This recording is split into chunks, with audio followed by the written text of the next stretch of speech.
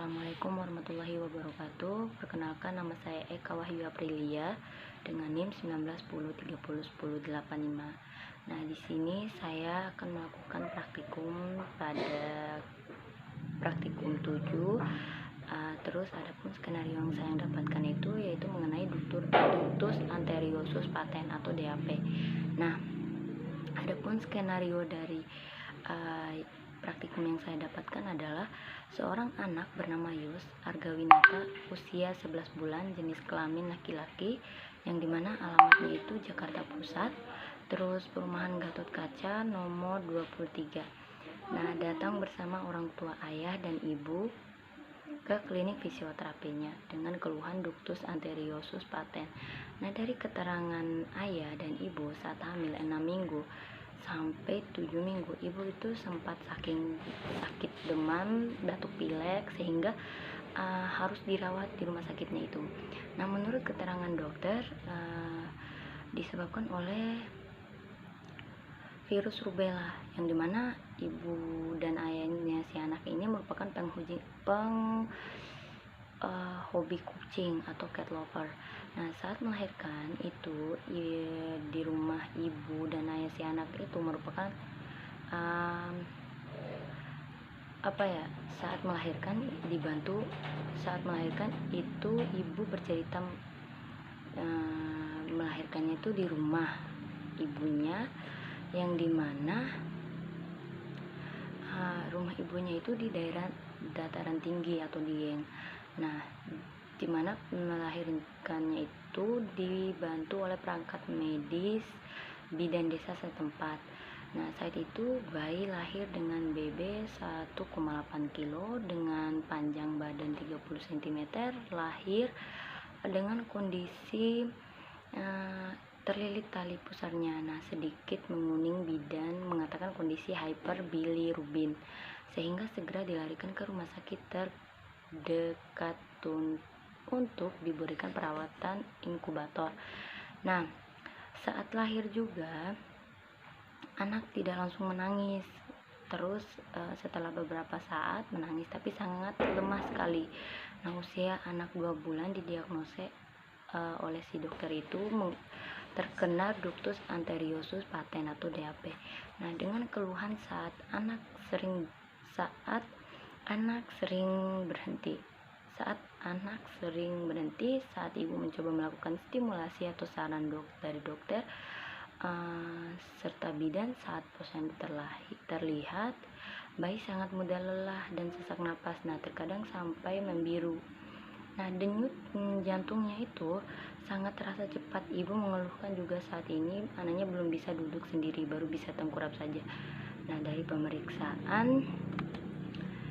pemeriksaan oleh fisioterapis didapatkan usia perkembangan anak ada di usia 3-4 bulan dengan denyut jantung 110 kali per menit dan BB-nya itu 7,2 kilo, tinggi badannya 75 cm, lingkar kepalanya 37 cm. Saat anak menangis bisa sampai sesak dan membiru pada wajah. Nah, saat kaget juga anak bisa sampai sesak dan membiru. Terus kontrol kepala stabil, semas 10-15 detik, lemas, kontak visualnya itu bagus. Anak hypersensitif terutama saat bertemu dengan orang baru, lingkungan baru, suhu ruangan yang berbeda, anak langsung berkeringat, terlihat panik. Nah, lingkungan baru, suhu. Dari riwayat anak juga tidak pernah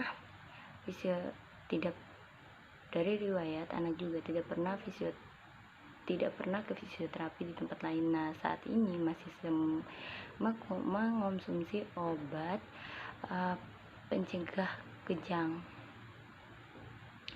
Nah, terus si fisioterapis itu akan melakukan pelaksanaan fisioterapi dan akan melakukan progres kasusnya menurut hipotesis. Nah, sebelumnya adapun pelaksanaan pada fisioterapis adalah kita bahas dulu problematik pada si anak tersebut. Nah, adapun problematik pada si anak tersebut yaitu si anak ini sangat mudah lelah dan sesak napas serta penurunan fungsi pada parunya dan penurunan pada sangka toraknya dan si anak ini juga mengalami spasme pada otot trapeziusnya atau otot-otot pada bantu pernapasannya. Terus si anak juga itu menurun pada ini perkembangannya. Perkembangannya itu sangat lambat karena faktor-faktor tersebut. Dan adapun tujuan fisioterapis adalah yaitu adalah meningkatkan kembali fungsional parunya dan mengurangi problematik dari si anak, yaitu sesak napas dan sangat cepat lelah. Terus meningkatkan kembali kekuatan ototnya dari otot si anak tersebut. Terus meningkatkan atau menstimulasi anak supaya tumbuh kembang dengan baik. Nah, adapun intervensi dari fisioterapisnya ini dari kasus anak tersebut yaitu memberikan exercise secara pasif dan aktif pada secara pasif karena si anak ini masih bayi, jadi kita akan melakukan pasif pada si anak. Nah, gerakan seperti gerakan latihan pada anggota gerak atasnya dan anggota gerak bawahnya pada aga A dan aga B-nya. Terus kemudian kita memobilisasi sangka toraks si anak ini. Nah, tujuannya itu supaya tidak ada penurunan pada fungsi parunya ini.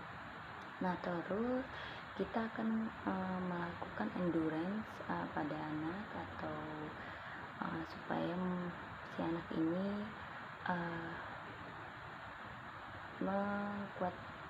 meningkatkan kekuatan otot pada otot-ototnya yang lemah tersebut. Terus kita akan melakukan positioning atau pada si anak, yang dimana kita akan memberikan breathing exercise, postural drainase, terus nebulizer. Nah, setelah itu kita akan melakukan stimulasi pada si anak dengan cara dari cross motorik sampai fine motoriknya.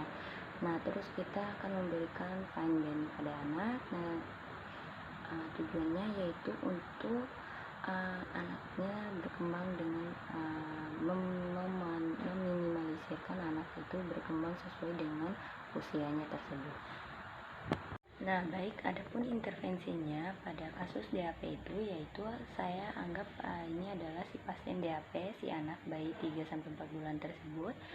Nah, terus kita akan melakukan gerakan exercise pada anggota gerak atas dan bawahnya. Nah, sebelum itu saya akan menjelaskan si bayi ini sangat sensitif terhadap sentuhan dengan orang baru karena jadi kita akan melakukan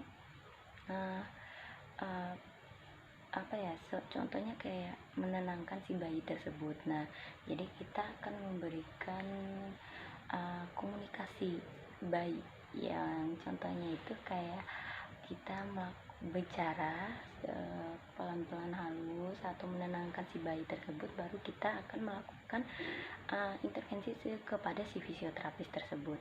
Nah, jadi untuk intervensinya itu kita dibarengi dengan mainan-mainan untuk mengalihkan perhatian si bayi ini dari yang kita lakukan tersebut. Nah, agar si bayi ini tidak rewel pada sentuhan yang barunya. Nah, contohnya itu karena berhubung mainannya tidak ada, jadi kita akan melakukan komunikasi, cucu adik jangan nyanyi atau apa gitu. Jadi kita akan melakukan gerakan pada tangannya, anggota gerak atasnya. Dek, Terus kita melakukannya, berikan dia penenangan atau permainan di atasnya, contohnya supaya si bayi itu mengalihkan perhatiannya, supaya fisioterapis juga bisa melakukan intervensinya dengan tenang dan bayinya juga tenang. Sama setelah itu kita akan melakukan pada anggota gerak bawahnya juga.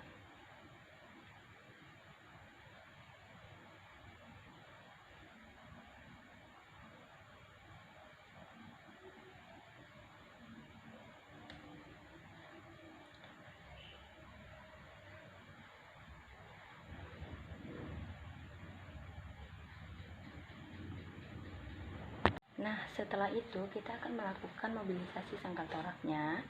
Jadi untuk mobilisasi sangkal toraknya itu yang mudah-mudah saja untuk si anak, dan bisa kita lakukan juga, yaitu mengangkat kedua bahunya semaksimal mungkin, terus kembalikan lagi. Nah, terus kita akan lakukan lagi, terus ulangi lagi. Nah, tujuannya ini untuk meningkatkan kembali fungsi parunya dan untuk meningkatkan kembali otot-otot pada paru si anak ini. Nah, setelah itu kita akan melakukan massage evaluate pada si anak tersebut. Nah, adapun massage pada si anak ini, kita sebelumnya kita menggendong anak ini, terus kita akan massage secara halus pada si anak, terus agar tidak terjadi ketegangan pada otot trapeziusnya. Jadi kita massasnya itu mengarah ke jantungnya.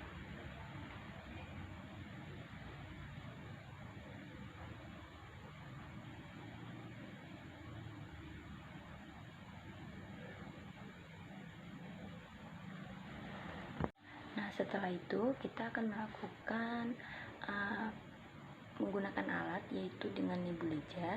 Nah, tujuannya itu untuk melancarkan pernapasan pada si anak.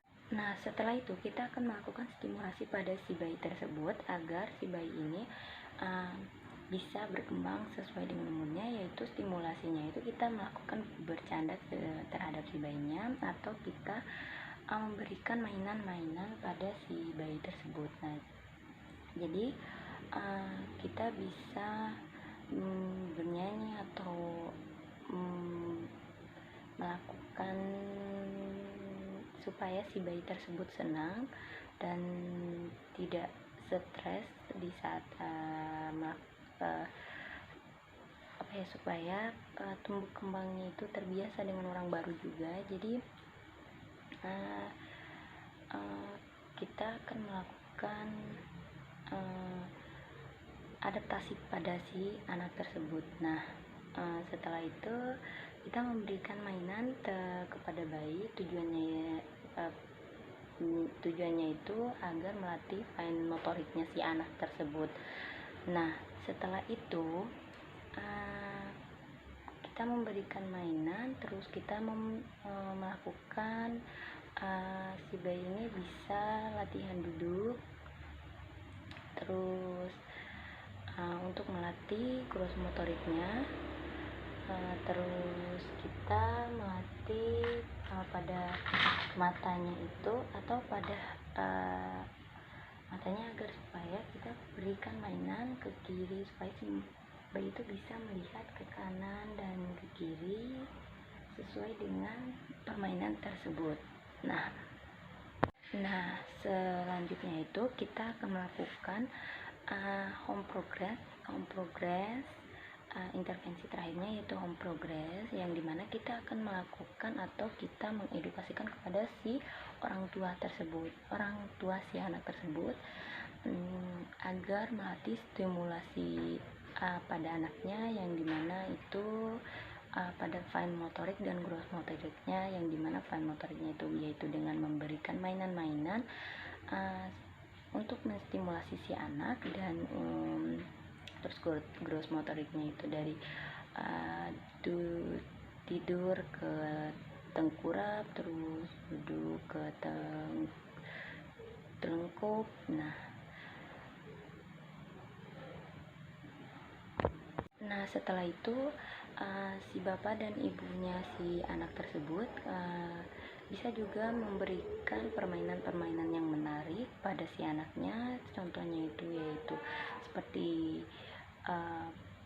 permainan yang berputar di saat dia tidur, di saat dia bobo, supaya bola matanya itu mengikuti si permainan tersebut. Atau bisa juga bercanda atau berngomong baik, yang kayak contohnya bercandaan secara baik. Mungkin itu saja yang bisa saya sampaikan. Lebih dan kurangnya saya mohon maaf. Wabillahi taufiq walhidayah. Wassalamualaikum warahmatullahi wabarakatuh.